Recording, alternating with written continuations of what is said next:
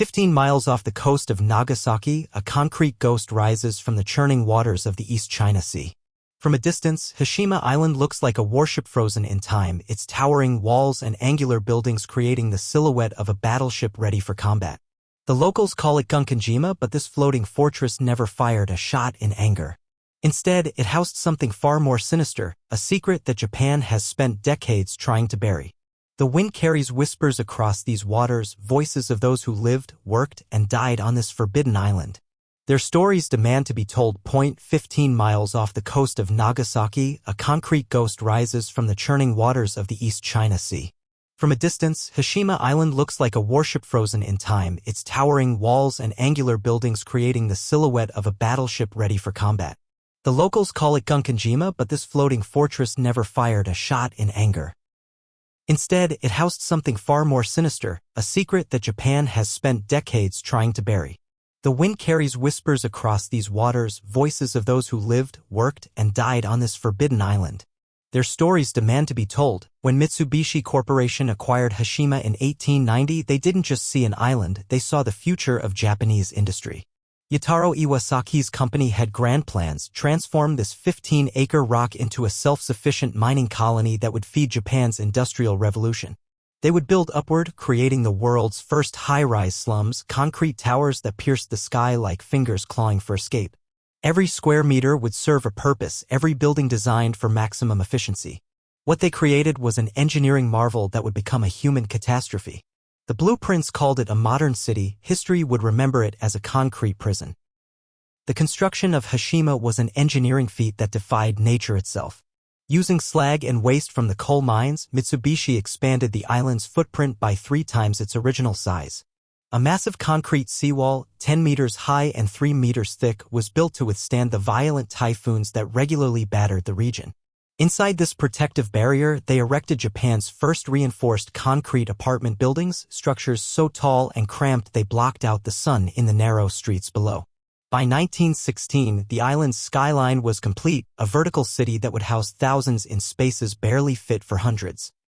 By 1959, over 5,300 people called Hashima home, making it the most densely populated place on Earth, 9 times denser than modern-day Tokyo.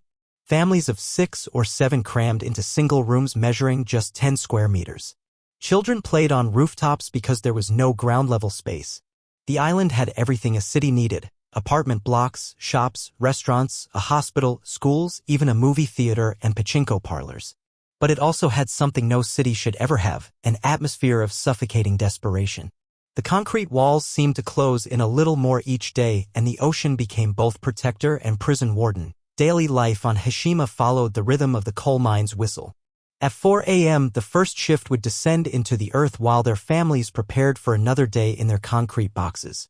Children attended school in windowless classrooms, their lessons interrupted by the constant rumble of mining equipment. Women hung laundry on rooftops, the only open space available, while salt spray from the ocean corroded everything it touched. Fresh water was rationed, electricity was limited, and privacy was non-existent. Yet somehow life found a way. Babies were born, couples married, and communities formed in the shadow of the smokestacks.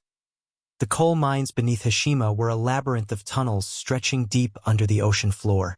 Miners descended in rickety elevators, plunging 600 meters below sea level into a world of perpetual darkness. The temperature soared to over 40 degrees Celsius, and the air was thick with coal dust and methane gas. Water constantly seeped through the tunnel walls, and the risk of cave-ins was ever present. For 12 hours a day, men crawled through spaces barely wide enough for their bodies, hacking at coal seams with primitive tools. Many never saw sunlight during their working lives, emerging only under cover of darkness. When Japan's war machine demanded more fuel in the 1930s, Hashima's coal became more precious than gold. The island's output had to increase, but Japanese men were being drafted to fight on distant battlefields. Mitsubishi faced a dilemma: how to maintain production with a shrinking workforce. The solution they chose would stain the island's history forever. Corporate boardrooms in Tokyo made cold calculations about human resources, viewing people as expendable assets in service of the emperor. The decision was made: if Japanese workers weren't available, they would import forced labor from across the empire. The trap was set. Starting in 1943, cargo ships began arriving at Hashima's tiny port carrying more than coal and supplies. Hidden in their holds were hundreds of Korean and Chinese men, torn from their families and transported like cattle to their new prison. They had been promised work, fair wages, and eventual return home, all lies. Instead, they found themselves on a concrete island surrounded by shark-infested waters with no escape and no hope. The ships that brought them left empty, except for the echoes of promises broken and lives destroyed. These men became ghosts while they were still breathing. The forced laborers on Hashima lived in conditions that shocked even the hardened Japanese miners. Crammed into the island's worst housing, they received smaller food rations, worked the most dangerous shifts, and faced constant brutality from guards and overseers. Korean families were separated, fathers sent to the mines while wives and children were assigned to surface duties. Chinese prisoners of war faced the harshest treatment of all, many dying within months of arrival. They were forbidden from speaking their native languages, forced to take Japanese names, and beaten for the slightest infractions. Their crime? Being born on the wrong side of an arbitrary line drawn by empire's point 600 meters below the surface, in tunnels barely wide enough for a man to crawl. The true horror of Hashima revealed itself. Forced laborers worked in temperatures exceeding 45 degrees Celsius, with inadequate ventilation and constant risk of gas explosions. Many collapsed from heat exhaustion and were left where they fell. Others were crushed by falling rocks or drowned when seawater burst through tunnel walls. The lucky ones died quickly. Others suffered for hours in the darkness before help arrived, if it came at all. Their Japanese overseers kept meticulous records of coal production but rarely bothered to record the names of those who died extracting it. Not all of Hashima's forced laborers were men. Entire Korean families were transported to the island, including children who should have been in school but instead found themselves assigned to sorting coal or working in the island's support facilities. These children grew up speaking Japanese, eating Japanese food, and learning to bow to the emperor, their own culture slowly erased. Many never learned to read or write in their native language. When the war ended, some had lived on Hashima so long they barely remembered their homeland. They were strangers in their own skin, products of a system designed to erase their very identity. On August 9, 1945, at 11:02 a.m., the world changed forever. The atomic bomb Fat Man exploded over Nagasaki, just 15 miles from Hashima Island. The flash was visible from the island's highest buildings, and the shockwave rattled every concrete structure. But the real horror came in the days that followed. Hashima's forced laborers were among the first sent to Nagasaki to recover bodies and clear rubble from the atomic wasteland. They worked without protection, not understanding the invisible radiation that would claim many of their lives in the years to come. The coal they had mined fueled the war machine that led to this moment of ultimate destruction. When Japan surrendered in August 1945, the gates of Hashima's prison finally opened. Korean and Chinese forced laborers began the long journey home. But for many, home no longer existed. Their villages had been destroyed, their families scattered or killed. Some chose to stay in Japan, having no other place to go. Others returned to find their homeland divided by new conflicts and ideologies. The Japanese government offered no compensation, no apology, no acknowledgement of what had happened. For these survivors, freedom came with the bitter taste of abandonment and the crushing weight of memories that would never fade. In the decades following the war, Japan rebuilt itself as an economic powerhouse, but the country's industrial focus shifted from coal to oil and nuclear power. Hashima's black gold became less valuable with each passing year. The island that had once been indispensable to Japan's ambitions was now an expensive anachronism. Mitsubishi began reducing operations, encouraging workers to relocate to the mainland. Young people left first, seeking opportunities in Japan's booming cities. Families followed, leaving behind only the elderly and those too poor to start over elsewhere. The vibrant community that had once thrived in concrete boxes was slowly hemorrhaging its lifeblood. By the early 1970s, Hashima had become a shadow of its former self. Only a few hundred residents remained, mostly elderly miners and their families who had nowhere else to go.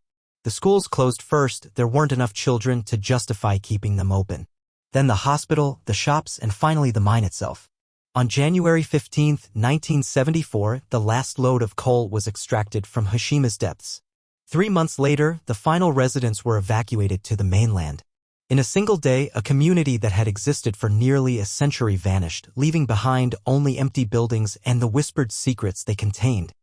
For 35 years after its abandonment, Hashima Island was off-limits to the public. The Japanese government declared it too dangerous for visitors. The concrete structures were crumbling, and toxic gases still seeped from the abandoned mine shafts. But the real danger wasn't physical. It was political.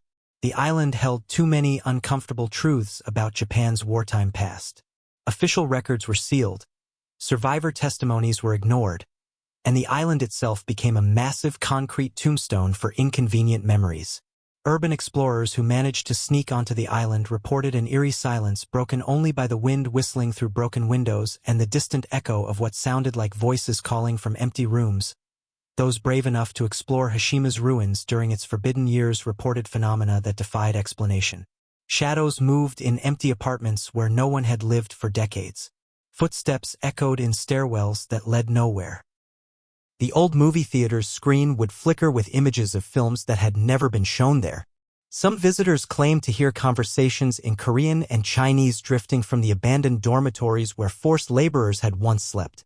Scientists dismissed these reports as wine through damaged structures and the power of suggestion, but the stories persisted.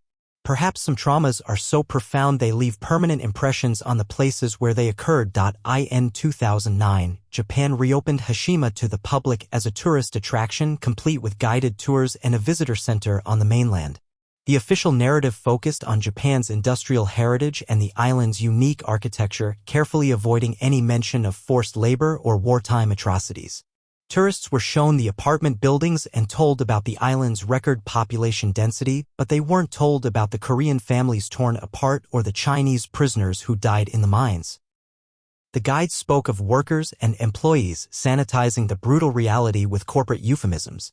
History was being whitewashed in real time, one tour group at a time. When Japan nominated Hashima and other Meiji-era industrial sites for UNESCO World Heritage status in 2015, South Korea and China erupted in protest. They demanded that Japan acknowledge the use of forced labor and properly commemorate the victims. Under international pressure, Japan agreed to establish an information center that would tell the whole story of these sites. But when the center opened in 2020, it contained no mention of forced labor, no Korean or Chinese victim testimonies, and no acknowledgement of the atrocities committed. Instead, it perpetuated the myth of voluntary workers contributing to Japan's modernization. The battle for historical truth was being fought in museums and memory, and Japan was winning by erasing the evidence. Despite official attempts to bury the truth, survivors of Hashima's forced labor camps began speaking out in their final years. Lee Chun-sik, a Korean who was just 16 when he was taken to the island, described the horror of watching friends die in the mines and having their bodies cremated without ceremony. Chinese survivor Lu Lianren spent years documenting the names of compatriots who never made it home. Their testimonies painted a picture of systematic brutality, cultural erasure, and industrial slavery that contradicted every official Japanese account. These men knew their time was running out, and they were determined to ensure their stories would outlive Japan's attempts at historical revisionism. Hashima's concrete buildings weren't just housing. They were instruments of control. The apartment blocks were designed to maximize surveillance, with long corridors that allowed guards to monitor residents' movements. Windows were small and high, preventing easy escape attempts and limiting views of the outside world. The island's layout created distinct zones. Japanese families lived in the newer, better-maintained buildings while forced laborers were housed in older, more dilapidated structures closer to the industrial areas. Even in decay, these buildings tell the story of a society built on hierarchy, oppression, and the systematic dehumanization of those deemed other by the imperial system. Decades of intensive coal mining turned Hashima into an environmental disaster zone. The surrounding waters were polluted with coal dust and industrial chemicals, killing marine life for miles around. The island's soil was contaminated with heavy metals and toxic compounds that would take centuries to break down. When the mines were abandoned, they filled with contaminated groundwater that still seeps into the ocean today. The concrete structures themselves are crumbling, releasing asbestos and other hazardous materials into the environment. Hashima isn't just a monument to human suffering, it's a warning about the long-term costs of prioritizing profit over both human dignity and environmental protection. N 2012. Hashima gained international attention when it served as the inspiration for the villain's lair in the James Bond film, Skyfall. The movie's producers were drawn to the island's dramatic silhouette and post-apocalyptic atmosphere, but they sanitized its history for entertainment purposes. The film presented Hashima as a mysterious abandoned island without mentioning its dark past. This Hollywood treatment exemplified how the island's true history continued to be obscured, replaced by fictional narratives that were more palatable to international audiences. Even in popular culture, the voices of Hashima's victims were silenced in favor of spectacle and entertainment. In the age of the internet, the battle for Hashima's historical narrative has moved online. Japanese websites and tourism materials continue to emphasize the island's architectural significance while downplaying or omitting its wartime history. Korean and Chinese websites counter with detailed accounts of forced labor and documented atrocities. Wikipedia pages become battlegrounds where editors fight over every word, every citation, every interpretation of events. Social media influencers visit the island and post carefully curated photos that aestheticize its ruins without acknowledging their human cost. In this digital age, memory itself has become a contested territory where algorithms and search rankings determine which version of history survives. Today's young Japanese students learn little about Hashima's role in their country's wartime labor system. History textbooks gloss over the details, referring vaguely to wartime labor shortages without explaining how those shortages were addressed. Korean and Chinese students, meanwhile, grow up hearing family stories about relatives who never returned from Japanese labor camps. This generational divide perpetuates misunderstanding and resentment across East Asia.